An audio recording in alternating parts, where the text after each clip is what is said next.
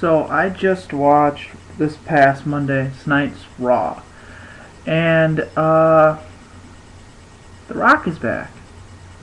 I didn't see this coming. I don't really read spoilers. I don't read that kind of crap because when I watch Raw or SmackDown or even NXT sometimes, TNA, I like to be surprised. I don't want to know who's coming in, who's coming out, whatever. And The Rock coming back was probably the most. Obviously, it's the best thing that's happened in pro wrestling in probably the past 7 years since The Rock was here. But very, very great Raw. At least the ending was. And I'm not just going to talk just on The Rock in general because Monday Night Raw is an entire show. No one man's bigger than that's bullshit. The Rock is bigger than Monday Night Raw. But anyways, let's go over the show. Punk faced Cena, and this is supposed to be there must be a winner. And I thought the match was decent. I thought these guys. I think it was like 15-minute match. I think they cut to commercial break or something like that. The finish was awesome. How Punk kind of outsmarted Cena. It's not Punk winning in a cheap way. I mean, he just outsmarted Cena, outsmarted the referee, showing his intellect is bigger than John Cena's.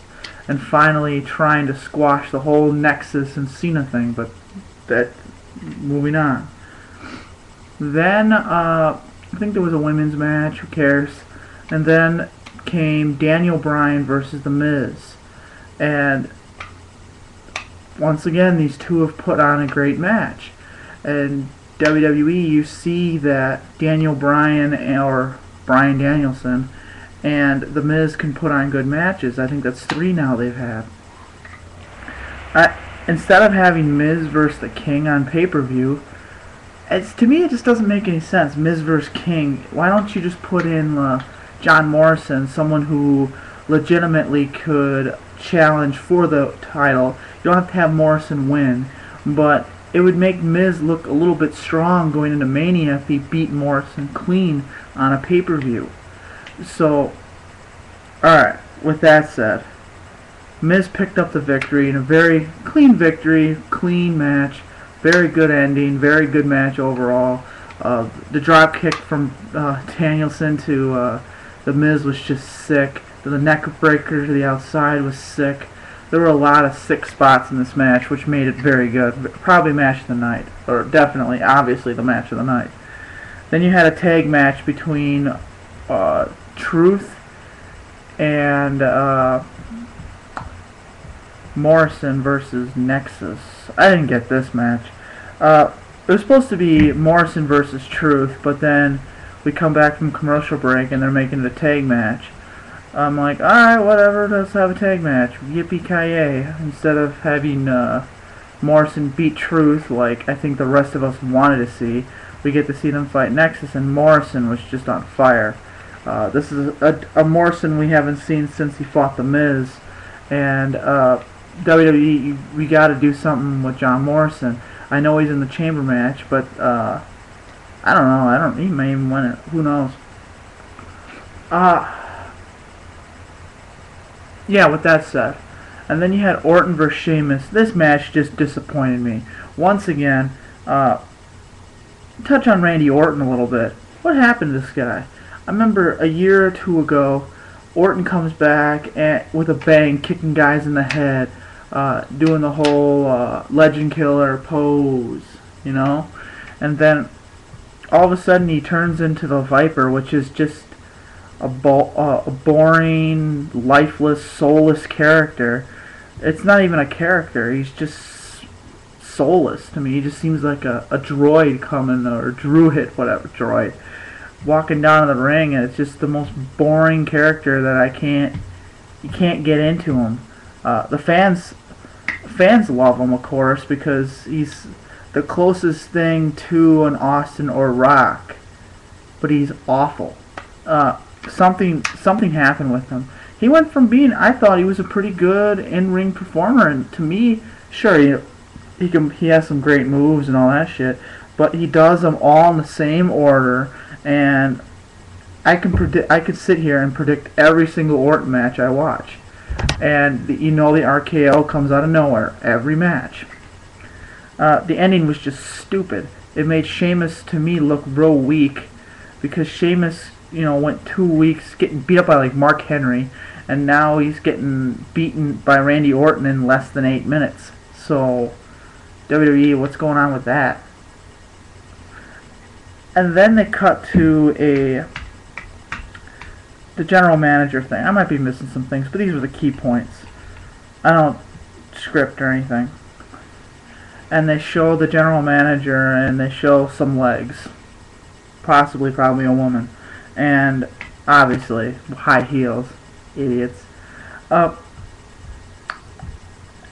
then they come back to Raw, and everything goes dark.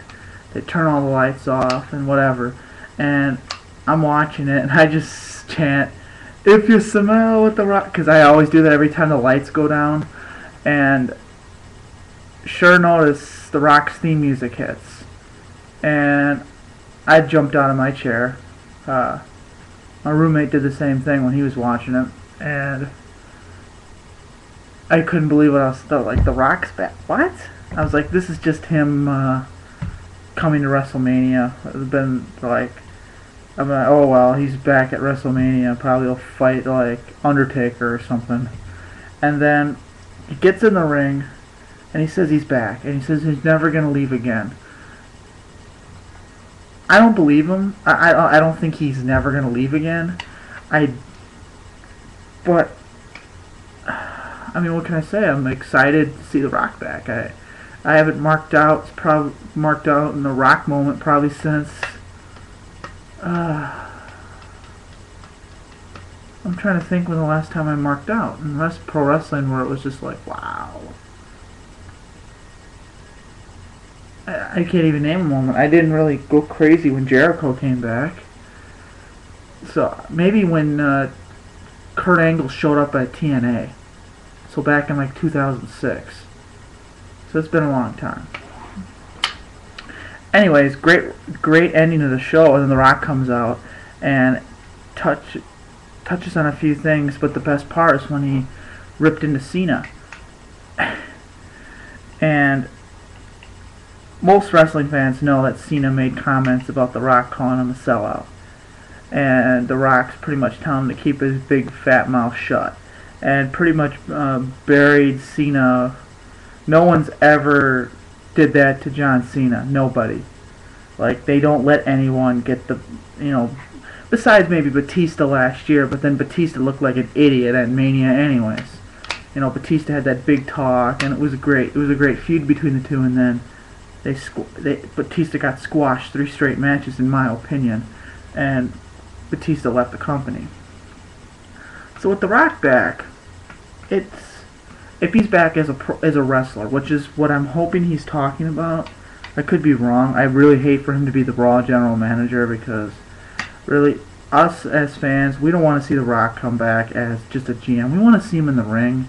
We want to see him entertain, be electrifying, selling out arenas, and bringing a good name back to pro wrestling, because wrestling has been a joke for probably the last 5 years. It's been frowned upon by other fans, and even like when I'll go to work and I'll talk to some of the people I work with, they used to watch it, and they laugh at me that I still watch pro wrestling. But I'm not one of those people that are just going to say, hey, I'm not going to secretly be a pro wrestling fan. I am a wrestling fan. I always will be. I love all wrestling. So The Rock being back was just like, it's going to bring people to start watching this product, watching wrestling again. Hopefully they do this right. I hope that they got to get that Cena Rock match booked, and that match has got to happen at Mania, because Mania right now has no star power besides The Rock being there. But I don't know if people are just going to buy the pay-per-view if The Rock's just the guest host. I mean, me personally, I won't order it just for that. I want to see him in a match. And what better than to have him face Cena?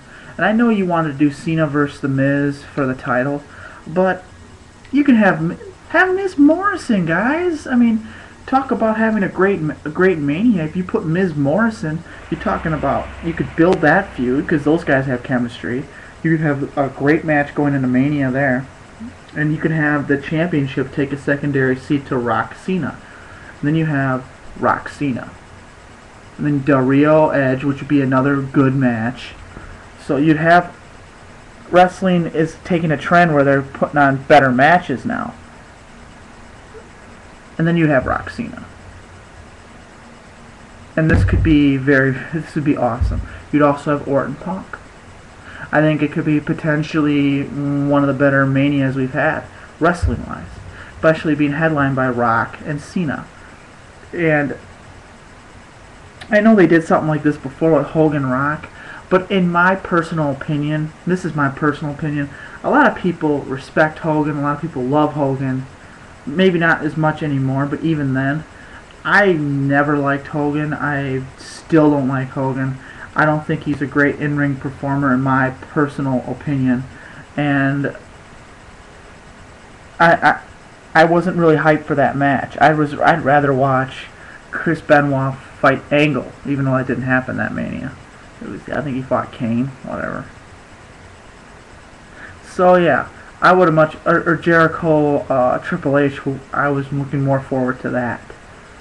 To be completely honest, I was not hyped up for Hogan Rock like everyone else was, but I am hyped up for Cena Rock because it's kind of like legend versus icon again, except the legend is only like 38 years old. You know what I mean? I mean, yes, he's a legend, but he's definitely not a washed-up legend like Roddy Piper or the King. So, yeah, this could be great. This could be very good. And then you can build on it.